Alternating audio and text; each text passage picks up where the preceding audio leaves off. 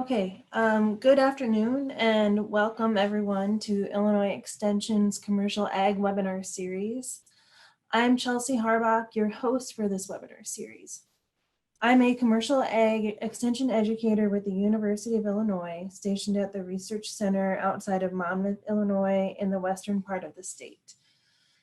This series is held every second and fourth Wednesday of the month at 3 p.m. Be sure to follow our webpage for updates and details/registration for future webinars. The website can be found at go.illinois.edu/comag webinar series. We ask that you save your questions for the end of the webinar or submit questions via the chat box throughout the webinar. You're also asked to please mute your mics and be sure that your video is off to assist with the bandwidth during the webinar. You may use your mic at the end of the webinar to ask your questions if that's your preference as well. Today we welcome Dr. Josie Rudolphi, Assistant Professor and Extension Specialist with the University of Illinois Department of Agricultural and Biological Engineering, as she discusses signs of stress, especially related to farms and how COVID is impacting stress and how to manage stress.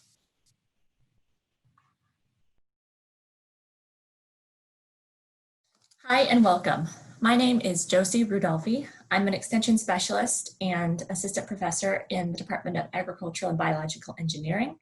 My specialty is really agricultural safety and health, and recently it's become agricultural mental health. So today we're going to talk a lot about the stressors we're probably all experiencing as a result of COVID-19, and hopefully we're going to share some tools, some tips and tricks for navigating that stress and managing that stress with some healthy coping strategies and mindfulness. Let's talk a little bit about stress. There's actually 3 types of stress, and you probably are not surprised to find out that some stress is actually really good for you. We call this stress positive stress, and this is a normal and essential part of healthy development. This stress is characterized by a bit of anticipation. Typically, that's a very short period of anticipation, a peak period of maybe maximum stress. This does not last very long, and then sort of a quickly a recovery phase. And so that stress builds and we experience it, and then thankfully that stressful event is over and we can resume some normalcy in our lives and we can return back to what we might call baseline. In agriculture, good examples of positive stress are things like a machinery breakdown. The machine breaks down right away. You work on making sure you have the parts and pieces you need, the expertise. You typically are probably racing a clock somewhere. You get that piece and that part you need, you replace your equipment, you fix it, and hopefully you can experience some bit of resolve from that. Another good example is racing the rain. If you are in or know anything about crop production, you know that the weather is extremely important. And there's been a lot of times that I can remember growing up on our farm that we were constantly racing the rain to get a field done, or maybe even get all of spring planting done. And so again, just that anticipation of, are we going to get there? How much can we get done before the rain, while also being safe, experiencing that relief, and then again, coming back down to baseline.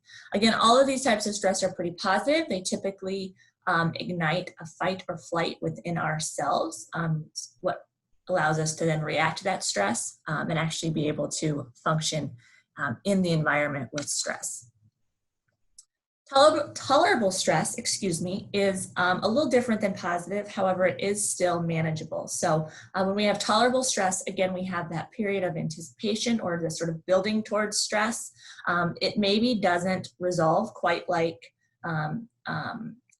replacing equipment or assisting in a complicated, like livestock birth, but it maybe starts to fall off more gradually. We may experience peaks and valleys within that stress over a period of time. However, we are still able to function. So it's a response to a more severe stress, but it's still limited in its duration. And I think a really good example of tolerable stress is a long harvest season. I think we can all imagine and empathize with what a really long sort of tough harvest season looks like. We may have periods of accomplishment, but then it may be extremely damp the rest of the year. We're just constantly either fighting equipment or schedules or weather, and it just feels like we're not making a ton of progress until eventually, and hopefully, we are able to have a successful harvest completion.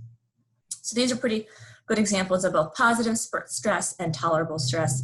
Again, neither of these are super hazardous to our health, but of course, if tolerable stress becomes toxic stress, which we'll talk about in a little bit, we certainly start to see health impacts.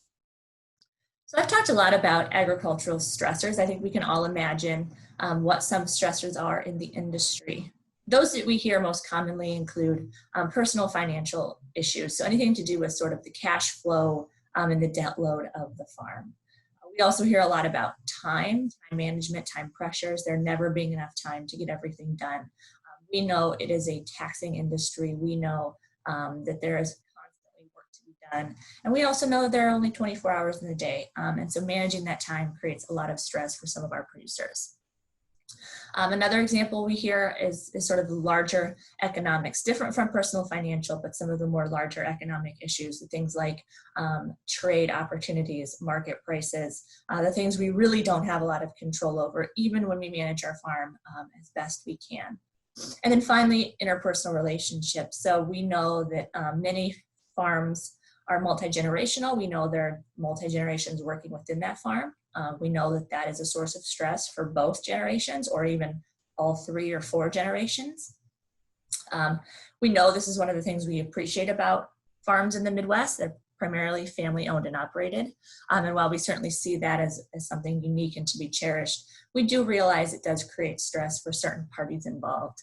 Other examples of sort of interpersonal stress include employees. So I have heard from a lot of farmers who are managing employees, trying to oversee employees, admitting they don't know a lot about human resources, admitting that they went to school or they specialize in livestock production. They never intended to employ somebody, and so navigating that relationship is quite challenging. These are the types of stressors we hear about all of the time, right? I've left weather off of here, but obviously the weather is a stressor. We looked at the weather in some of our previous stress examples. And so these are some of the stressors that we hear about regardless of the time of year or the year. We also are in a really interesting situation with COVID-19.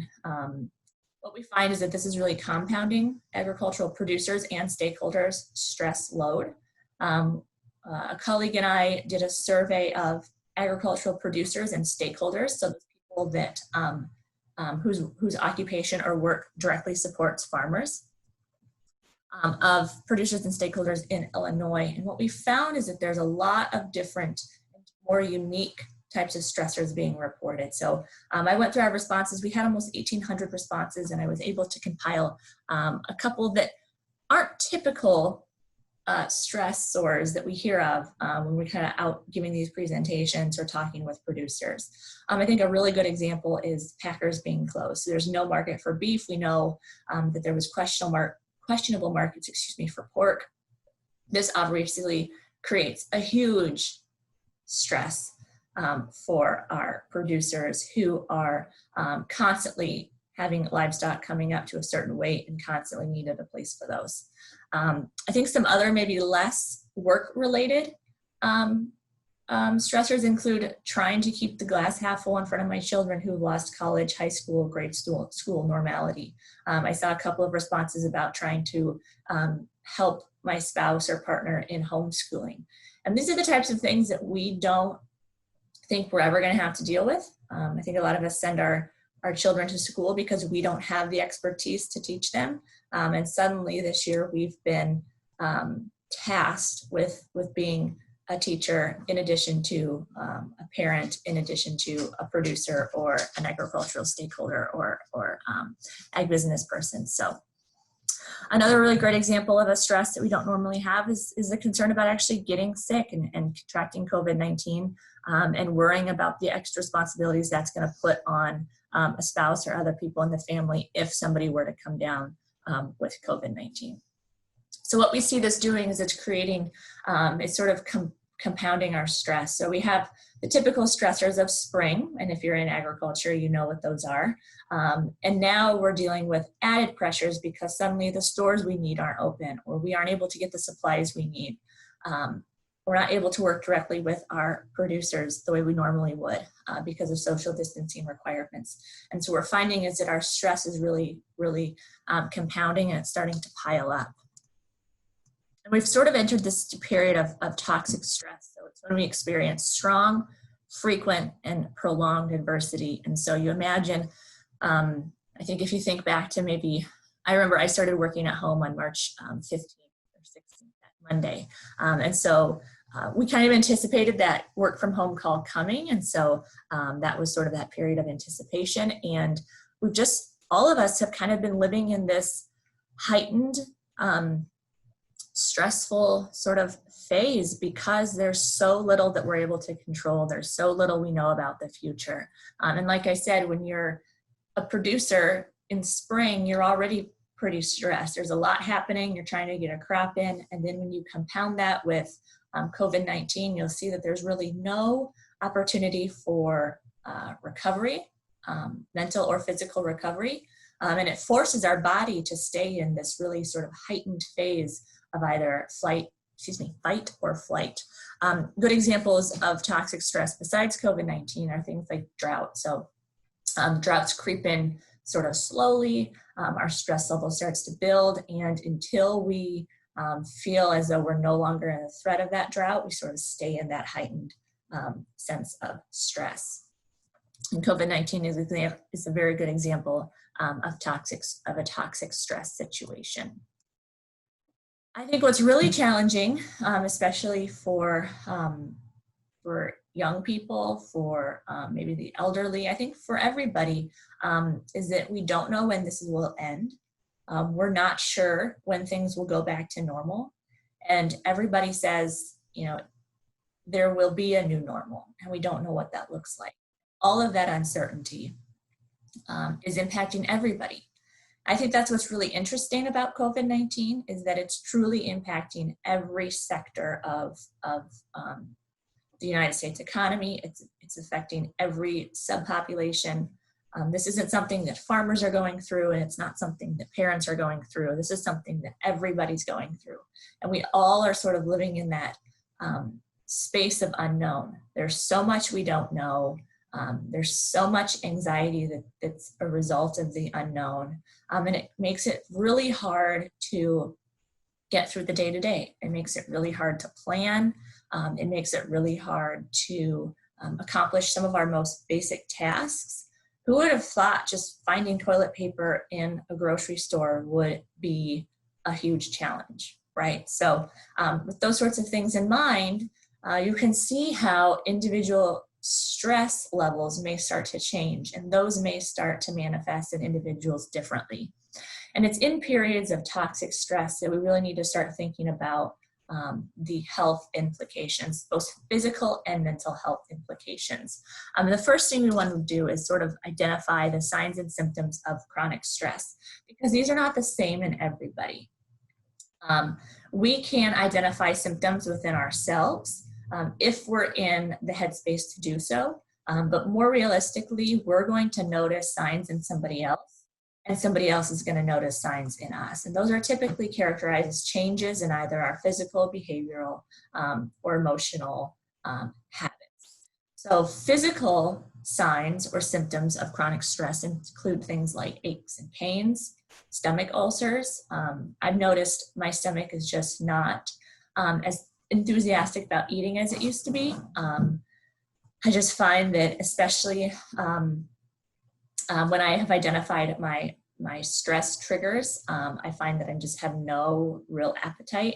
At the beginning of COVID-19, I was really interested in baking, and now I'm just not that interested in food in general. Nausea, dizziness, headaches, kind of chronic or consistent headaches, chest pain, and frequent colds. And the frequent colds is really a function of our immune systems being pretty depleted, so we can contract even small sort of nuisance colds or small respiratory infections aside from COVID-19 pretty quickly.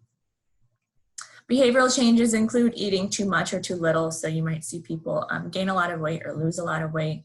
Sleeping too much or too little, again, losing just sort of general interest in the things they used to enjoy.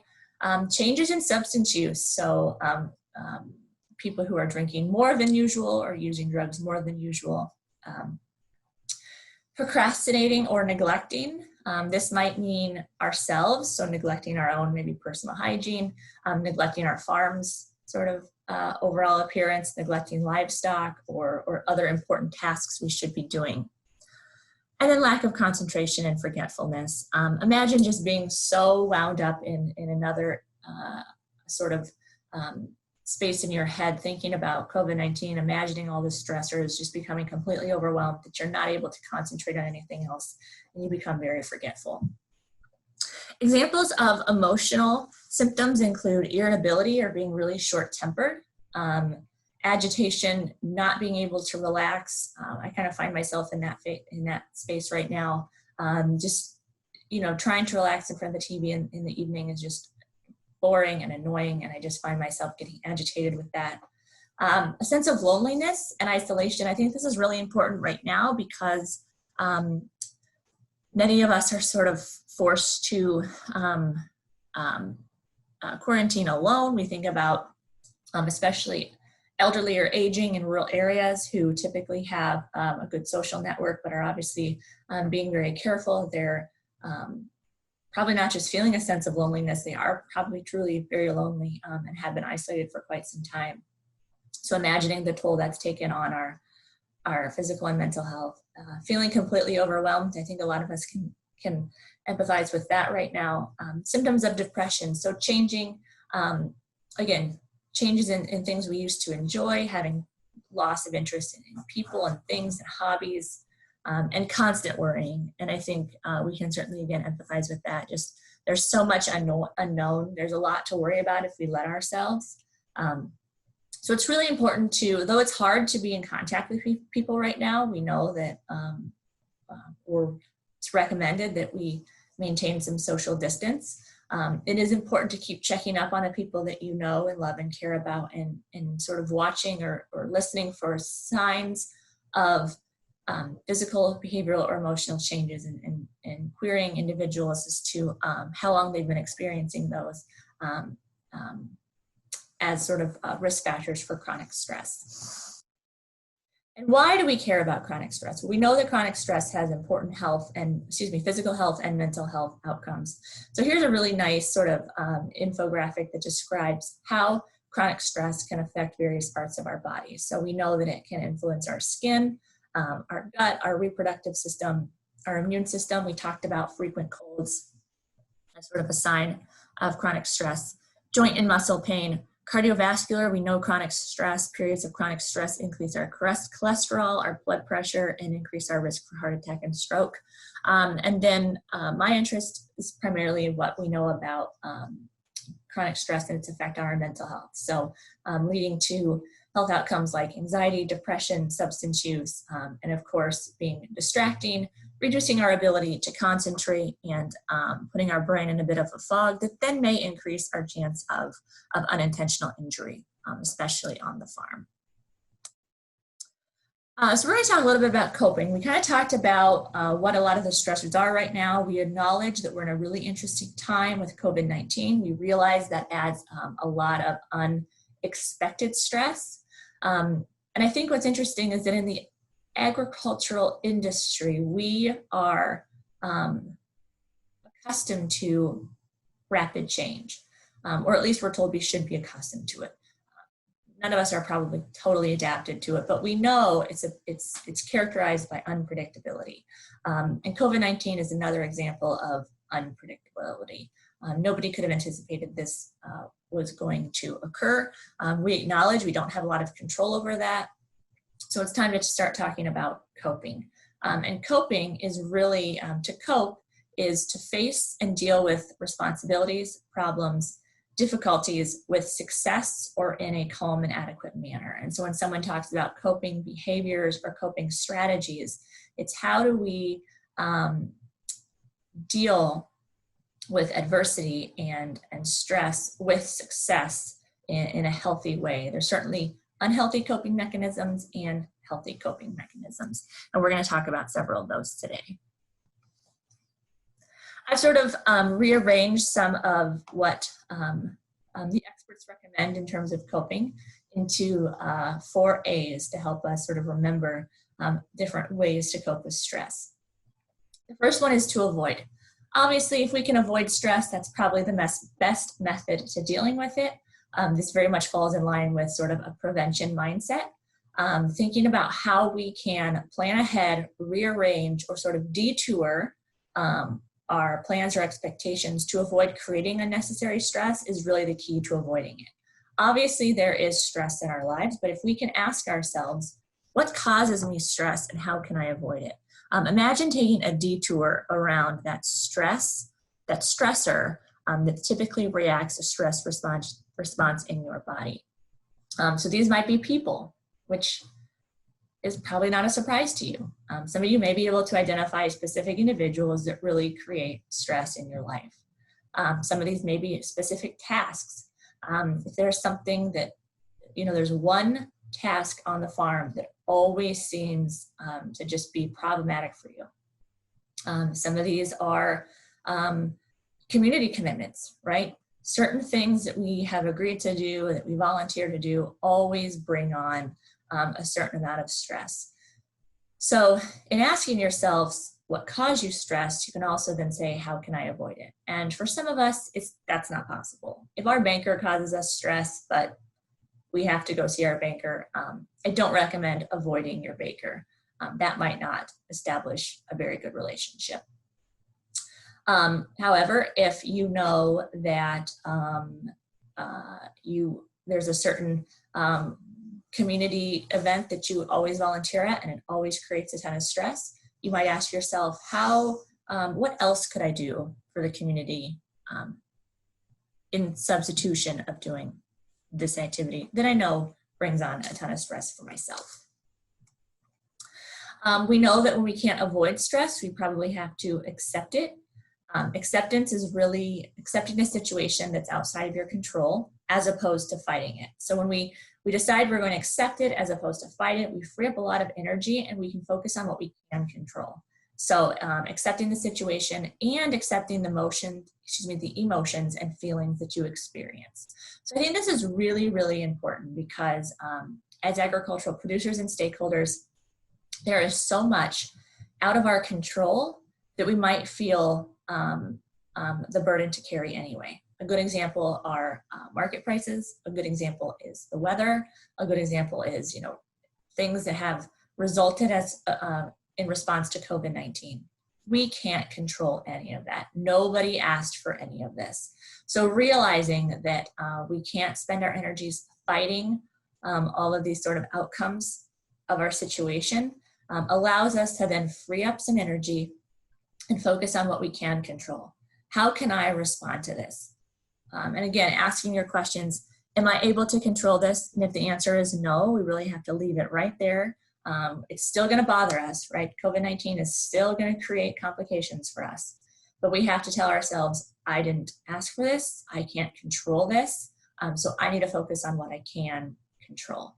Maybe that's my attitude, maybe that's my farm, right? I can't control what's happening in my community or my state or my nation, and I can only control what's happening on my farm. And so that will hopefully give people a sense of some control because they've identified what they are able to have some control over. But again, accepting is certainly the second A in our 4 A's to coping.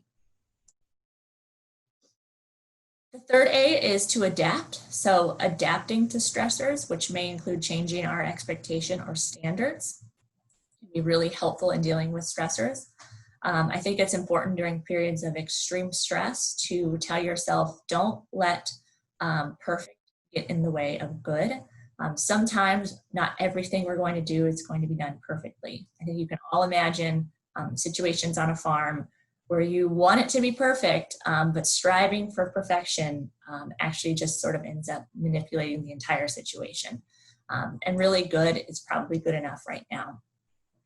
Techniques for Adapting to stress include stopping any negative thoughts. So it's not uncommon for people to get into sort of a negative thought spiral, thinking about what they could have done better, what they should have done better, which then leads to other really negative feelings about themselves, which are really not healthy and really sort of impeding to progress. So being able to stop those negative thoughts, we'll talk about some activities for that here in the next couple of slides. And working to reframing an issue. So reframing, I don't like to use the term sugarcoating because I don't think that's what reframing is. Reframing is really looking more for that silver lining, creating a different way of looking at a situation, a person, or a relationship by starting to change its meaning. And what it does is it changes the way we see a situation and hopefully allows us to see it in a more positive light, to see it as more of less of a burden, hopefully. A good example of reframing is when we think about maybe some of the stressors that have been introduced. And here's one example, people who are not able to see. This is one example that I heard out in through one of these events, but people who are no longer able to see their grandchildren, right? Because both families have recognized the need for social distancing. We know it's really important to see your grandchildren, and that's what people want to do. And one gentleman told me, he goes, you know what I learned through all this? I learned how to use my FaceTime. He goes, I'm 68 years old, never thought I would ever use FaceTime in my life. But when your grandchildren call you on FaceTime, you figure out pretty quickly how to use it. So it's sort of trying to find the little bits of positive. And I'm not saying that we have to reframe this entire situation and look at it as though it's all like seashells and sunshine, because it's certainly not. But trying to find little bits of positive through all of this, what seems to be pretty negative, is really an opportunity to at least hopefully find some joy in the situation. So yeah, COVID-19 is not ideal, but as one gentleman said, he goes, I learned how to use my FaceTime through this. And I'll use my FaceTime even after COVID-19 because it's an opportunity to see my grandchildren every single day if I want to. And finally, the last A to coping with stress is to alleviate it. So there's a lot of ways to alleviate stress. Some is much healthier than others, but we're going to talk about evidence-based methods to alleviate stress. And really, there's no right and wrong way to cope or alleviate stress. Like I said, there's some that are much healthier than others. Examples of unhealthy ways to cope include substance misuse, binge drinking, binge eating.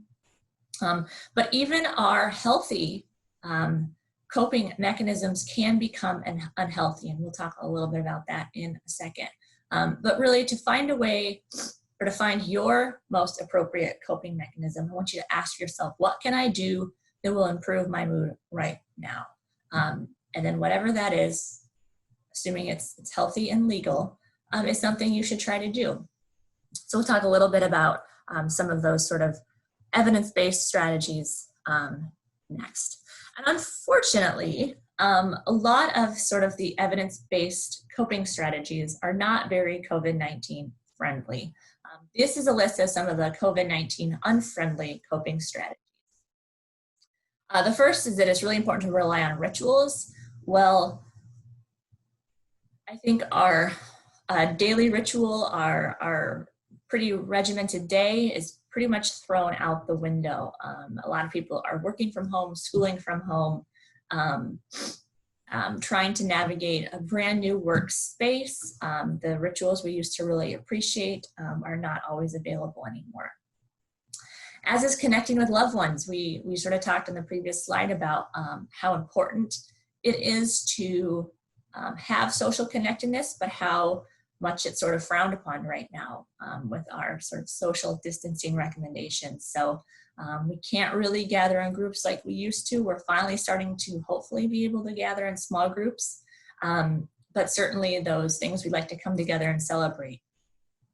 Weddings, anniversaries, birthday parties have been sort of out of the question the last couple of months. Get good sleep. That's one of the best ways to combat stress. And I read an article, I think it was about 2 weeks ago, and it said people are getting the worst sleep of their lives. And it has to do with all of the stressors surrounding COVID-19. Again, people's rituals are thrown out the window. So suddenly you don't have to go to bed at a certain time because you don't have to get up at a certain time, perhaps. And so changing a schedule like that impacts sleep. And then all of the stress, a lot of times we are on our phones right before we go to bed, and that's where you might read something that's unsettling. And it sort of messes with your sleep schedule then for that night. So despite having a lot more time for sleep, we're actually probably getting some of the worst sleep we've ever gotten. And then finally, nature is always a recommended coping strategy. Get outside, enjoy the outdoors, and until recently, a lot of that had been shut down. I know walking around in my neighborhood, they put tape around the park, and they taped off all any sort of benches you might want to sit on. And I know similarly they had shut down some state parks. I think those are starting to open back up. But our opportunities for getting outside were pretty limited. So despite the best of intentions, COVID-19 had certainly, the best of intentions for these coping strategies, they're not necessarily appropriate given our current situation. However, we are able to find and talked about pandemic-friendly coping strategies. These include things like hobbies, exercise, relaxation, and diversion. I've talked a lot about these before. I really appreciate all of these coping strategies. I think it's hard to think about sometimes. They're certainly hard to do at other times, but I like to just tell a few reminders as to what hobbies look like. So research suggests spending 2 hours a week doing activity that's creative and not related to your work can actually increase productivity and help improve your mood and mental health. So thinking about, again, it has to be not related to your work. And so thinking about doing something that's truly for pure enjoyment.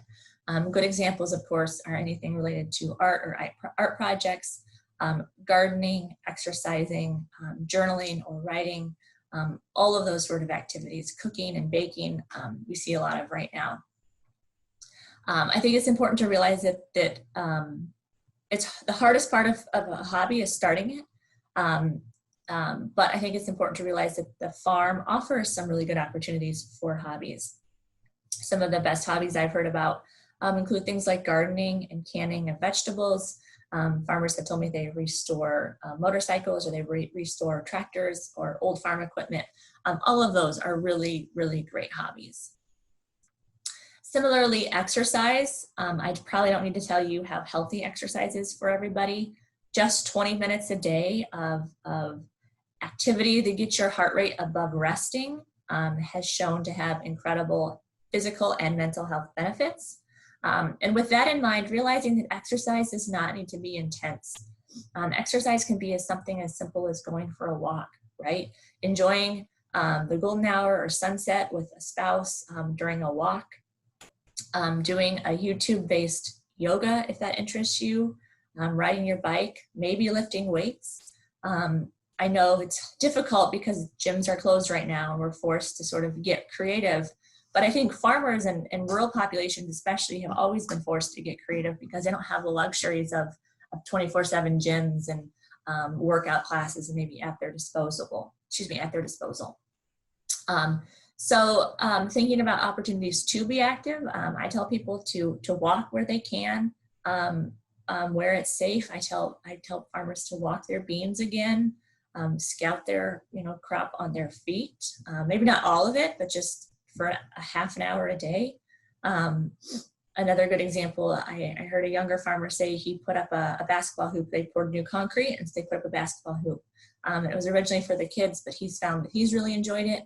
And he has some buddies that come over every couple of weeks, of course not right now, but to play basketball, especially when the weather's nice. Relaxation is really difficult. It's really difficult now for rural and agricultural. It's hard all the time to encourage ourselves to take a break and relax. Relaxation looks different to a lot of people. For some people, it's meditating. It might be listening to music. For others, I think it's driving kind of through a country, through country roads. I think it's sitting on the porch talking to a friend or a loved one. It really looks very different for everybody. I think the important thing about relaxation is that it's an opportunity for your mind and your body to rest. So if you're sitting, like I said, having a sort of a slow conversation with a friend or a loved one, that's much more relaxing than trying to read a book, than trying to watch TV or do book work. Just because you are physically not active doesn't mean you're actually relaxing. It's really important that we give our brain an opportunity to relax as well. And that's where relaxation differs a little bit from diversion. Diversion is truly a technique that's meant to sort of interrupt a negative thought cycle, to distract our brains or our thoughts from where they might be going. So we talked a little bit about the importance of stopping negative thoughts. We talked about, I think it was adapting to stress. It's pretty easy to get into a negative thought cycle, and that's where negative self-talk becomes quite loud. And it might become the only thing you can focus on. And you find that you are just telling yourself things that you would never tell a friend, right? And so interrupting that thought cycle is really important. And examples of diversion include grabbing a book, grabbing a newspaper, grabbing your phone, scrolling through social media, watching a 20-minute episode of Netflix, watching a YouTube video that might make you laugh. Anything that will literally interrupt what you're thinking about and distract you or divert your brain, at least for a little while, so that you can sort of hopefully take a deep breath, apply other adapting strategies, and come out of it without having such negative thoughts about yourself. I tell people your cell phone is a great diversion tool. If you don't want to scroll through social media, if you don't want to read up on some news, a great idea is to call a friend and insist on only talking about them for a little while, right? Because you don't want to bring the attention back to yourself, because you might start getting back into that sort of negative thought cycle. Call a friend, talk about them for 15 or 20 minutes. We'll talk a little bit about mindfulness. Mindfulness might be newer for some of you.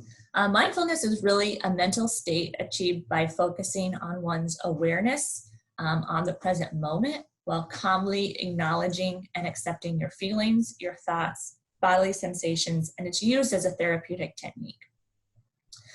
So, like I said, mindfulness might be newer, like a newer concept for some of us. It's something I'm still becoming acquainted with, but I really like mindfulness because I think it does put emphasis on acknowledging and accepting your thoughts and feelings. I think some of us try, especially when our feelings are not positive, we're starting to feel maybe anxious, we're starting to have symptoms of depression, we're starting to feel kind of negative. Our first, and that might be because we're experiencing emotions of anger, disappointment, and sadness. I think our first response is to try to flip a switch, right? We tell ourselves, don't you dare feel like this. You are fine. This is fine. We might tell ourselves, what do we have to be so upset about? We're being selfish. A lot of people have it worse off than I do. I have my job. I have my health. I should be happy and thankful. And that's really not healthy. It's really important that when we do experience an emotion, we fully experience that. In experiencing it, we're able then to identify A, what triggered it, and B, how we can get ourselves out of it. And when we have that emotional acceptance, we become a little bit more, like I say, emotionally well-rounded. When we work so hard at avoiding those feelings, we become individuals then that our primary focus is to avoid that feeling no matter what. So we may start to avoid people and things and opportunities, as opposed to really accepting what's going on. So I have a couple of mindful techniques. These you can learn a lot more about. I have a slide here coming up that has a lot more information of where you can find more information about all of these. But we're going to talk about a few of them. So major mindful techniques include mindful breathing, observation, awareness, listening, immersion, and appreciation. And like I said, we're only going to talk about a few of these, but I think it's the ones that can be most easily achieved in a rural or farm environment. Mindful observation is really designed to connect an individual with a natural environment, something that we typically look over. I mean, I can't imagine. I grew up on a farm, and just sort of the hustle and bustle of the day, I would fly down those gravel roads to get to school or to help my dad or to get to a field. And you really miss out on the beauty of the natural environment when we're so focused on the road in front of us. And I'm not suggesting that we stop and start, like gawking at the world while we drive, but I think those of us that are surrounded by nature have an opportunity to become much more connected to it. So mindful observation is really designed to connect you with the natural environment. Think of a way or a time when you can really just stand or sit and be in nature. And some recommendations for this include focusing on one specific thing. So you could focus on wildflowers, you might be able to focus on livestock, a calf in the pasture, or a cow, focus on various clouds or trees, and just watch them for a little while. And I know it sounds a little ridiculous, but it's really about reconnecting to nature, focusing on something else. That's where that mindfulness comes in, and observing that for a bit of time, a couple of minutes, and becoming so then connected to it that it offers you some actual sort of a mental rest. Another one is mindful immersion. This is focusing entirely on the task at hand, immersing yourself in that task and challenging yourselves to maybe even discover a new way of finishing a task. So we get into patterns, we get into cycles of sort of our work. And I think most of us are, when we're working on a task, we're already thinking about the next task. So mindful immersion is really the idea of focusing entirely on the task that you're participating in right now, not thinking about what you'll do next, not thinking about what you'll do after that, but really looking at what you're doing right now, considering all of the players in sort of that task, and if you can, challenge yourself to think of a new way of doing that. And what that does is that engages your brain to think differently, right? We maybe always mow the lawn a certain way. Well, challenge yourself to mow the lawn in a different way, right? Because what that does, it's a good example of adapting or sort of changing. And when we encourage our brain to think differently in a simple task like mowing the lawn, it then encourages our brain to think differently in other tasks, right? And we'll engage that sort of adaptive strategy in situations outside of mowing the lawn. Finally, mindful appreciation. This is probably my favorite one. It's really about showing appreciation and giving thanks and appreciating, we say the small things in life, and I think we all know that the small things are usually the big things in life, the things we truly appreciate and enjoy. One thing I started doing in my household is every evening we do the peak and the pit. So the pit is sort of the worst part of the day, and the peak is the best part of the day. And sometimes it's really hard to think of the best part of the day, especially, 8 weeks ago when all this started and we had no idea how COVID-19 was going to change our lives. We're living and working from home, not seeing friends. The peak was hard to find. The pit was always very easy to find. But we call it the peak and the pit as a way to sort of reflect on the day, think about what we're appreciative of, think of what we're thankful for. And like I said, we call it the small things. They're typically taken for granted, and when we really look at it, they are the most important parts of life. They're really, the small things, like I said, are really the big things. I have a couple of opportunities. If you want to learn more about mindfulness, there's a couple of really great mindful tools. I'll start with websites. So Mayo Clinic has a really great a website that has a lot of videos and descriptions about mindfulness techniques. I've listed a couple of really great, highly recommended blogs. There are some YouTube videos. These are from the Daily Calm. The Daily Calm is also an app if you're interested. And then there are some mindfulness smartphone and tablet apps. And one is Headspace, and it has a ton of really great reviews. I haven't used it recently. I used it a couple of years ago, but some of them, they do have an annual or monthly fee, so that's just something to be cognizant of. So with that, we're going to go ahead and wrap up. Again, I want to thank you all so much for being here. I think we probably talked about some things you maybe were already aware of. I hope you all take one of these mindfulness techniques and incorporate it into your daily life. Maybe if you have success with it, you could offer it as a technique to one of your friends or family members. Again, if there are ever any questions, please feel free to contact me. My contact information is here. I am available by phone and email, and then I'm also out there on Twitter. So I want to thank you all so much for being here and hope you have a really great day. Okay, thanks for the great presentation, Josie. Josie is here with us. Before we open the floor for questions for Josie, we're going to take another moment for mental health.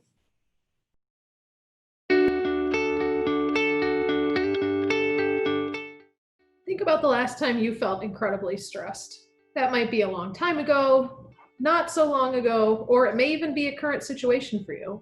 How did you know you were stressed? What does it feel like for you? And what do you notice in yourself to realize that you're experiencing stress? Hi, I'm Courtney Cuthbertson, and I'm an extension specialist with University of Illinois. In today's moment for mental health, we are going to talk about different signs of stress. Everyone experiences stress at some point in their lives. Stress on its own is not necessarily a mental health issue.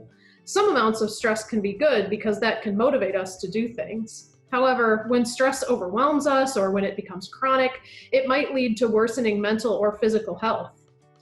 People experience stress in different ways. What's stressful to one person might not be stressful to someone else. When we experience stress, it might come up in ways that we don't realize until things become very difficult or very challenging for us. Being attuned to what stress may look like can help us to manage it before it becomes overwhelming. So as I mentioned, stress can look like a lot of different things. The signs and symptoms could be physical. That might include things like headaches, general aches and pains, or getting sick more often. Or signs of stress might be things that are more cognitive, meaning affecting the way that we think. Some examples of cognitive signs of stress include difficulty concentrating, racing thoughts, or having a pessimistic outlook. Stress may show up behaviorally, meaning that it might impact the things that we do or that we don't do. Some examples are sleeping too much or too little, eating too much or too little, increased alcohol or drug use, and avoiding responsibilities. We might also experience emotional signs or symptoms of stress, meaning the things that we feel, like feeling anxious, worried, depressed, or maybe even feeling unmotivated. In stressful times, our bodies react with fight or flight mode, and in doing so release cortisol, which regulates various body functions. Over long periods of experiencing stress, the physical responses can be harmful.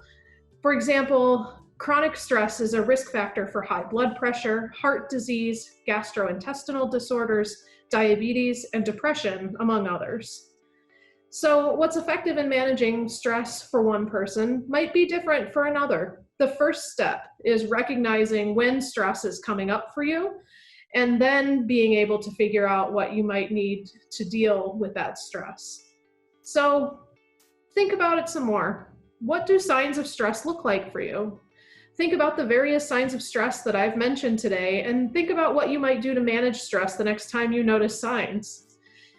One thing that might help is engaging with people in your social network. I hope you join us next time for another moment for mental health.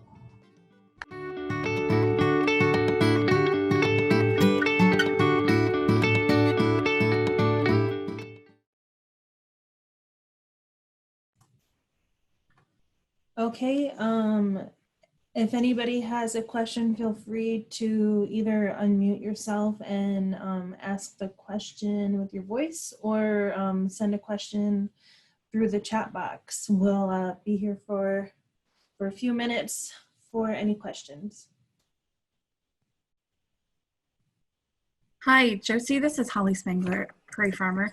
You guys hear me? Hi. Yeah, Yep. yeah, I can hear you. Hey, excellent. Okay.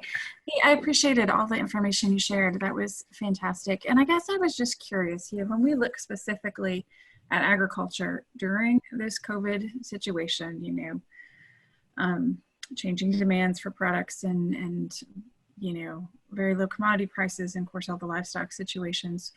I'm just curious what you see in terms of the stress load. What do you see happening that's maybe unique or new compared to other times of agricultural stress? And then on the flip side, is there anything that's happening now that we can look at and say, oh yeah, we've been through that before, and here's what worked last time in terms of dealing with the stress? Really good question. Big question. Interesting question. Certainly something I think we're all really interested in trying to know a little bit more about. I think this is, we use the term unprecedented to describe this situation. And I'm almost tired of the word. I think a lot of people are growing tired of that word. I think what's really challenging is the unknowns that come with COVID-19, right? And we can look back on either our own lived experiences or history and look at how natural disasters have tended to play out, or how market swings or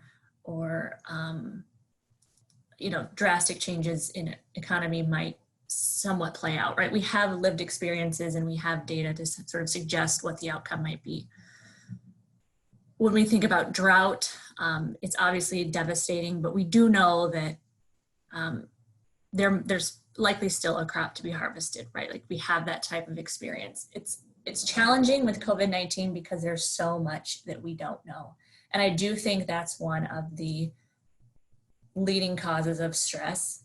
I think what's also kind of interesting about COVID-19 is that it's impacting every single agricultural sector in some way or another. And we don't see that when we see a natural disaster. We don't really see that when we see a drastic single commodity change in price. But this is affecting every single sector. I think what that's done in turn is it's engaged every sector, right? And everyone's sort of woken up to that fact, and everyone's doing what they can to try to provide support and resources for their producers.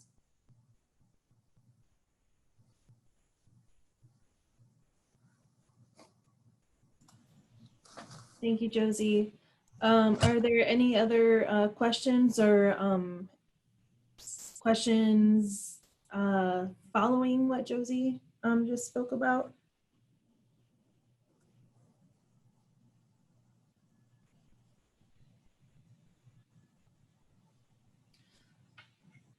Okay, it doesn't look like we have any more questions. Just a reminder, this webinar will be available as a recording online, hopefully by the end of the week or early next week. So if you think this will be helpful to anyone you know, oh, hang on a second here. We have a question here in the chat. When we know that a particular person leads us to stress behaviors, examples being overeating, short-tempered, and that person is your teenage son, how do we literally manage that when we still have work to complete, and he is not intent on having a heart-to-heart or changing his naturally defiant and and he is not intent on having a heart-to-heart or changing his naturally defiant and contrary argumentative approach. Josie, do you have any thoughts on that? Oh yeah, so we see it is challenging, right? We are quarantining with our families whom we love, but we've probably never spent this much time with them. So I would first say to whoever is going through this, that you're doing a tremendous job, because it is a task. Like I said, we've never been charged with being a full-time parent and teacher, like high school teacher, homeschooler, and trying to maintain a full-time job. So I would say anything we're able to accomplish in this period is, I think, considered a huge success. It's challenging. I don't have high school students, or excuse me, children, but I was a high school teacher at one point. And they are by nature a little bit volatile, right? Their bodies and their minds are developing at a rapid pace, and as a result, they can be personality-wise, they're just somewhat inconsistent, and that's high school age people by nature. We can't really fault them for that.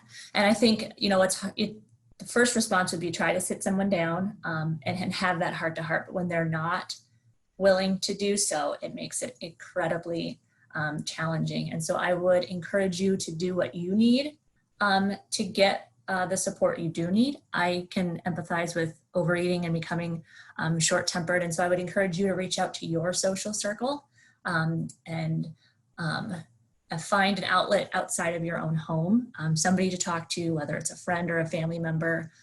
Even if it's like, I find that a lot of people are connecting with strangers in social media spaces right now, because again, we may not have a friend who has a teenage son, but there's somebody out there who has a teenage son and can absolutely feels your pain. So I would encourage you to do what you need to make sure that you're staying healthy and safe. And so engaging your social networks as best you can, getting exercise if you can, and giving yourself a lot of grace, because I think that's what we all deserve, a big dose of grace right now.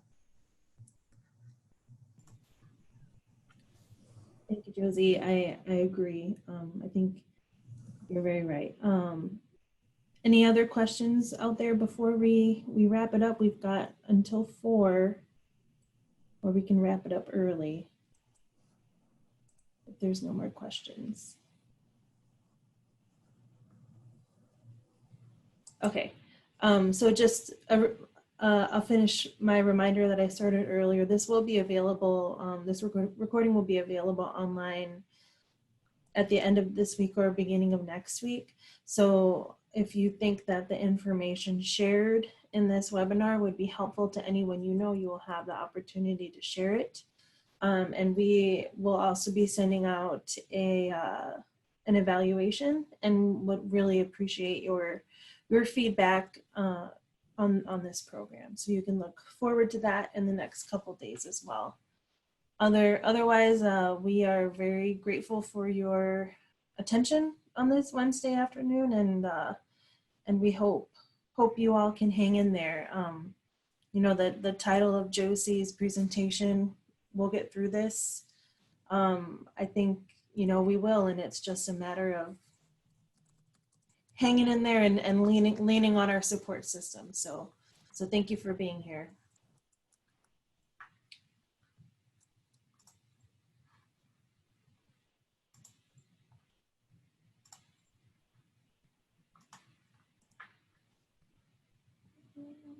Let's see.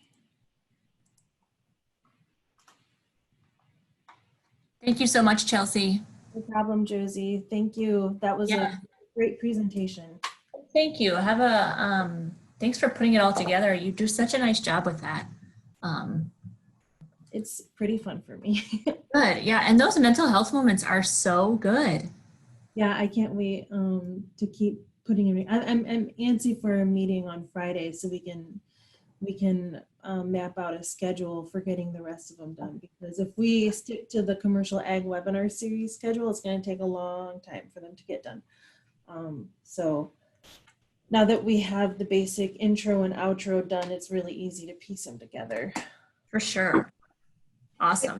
Well, I'll talk to you on Friday. Yeah. Have a great afternoon. You too. Bye. Bye.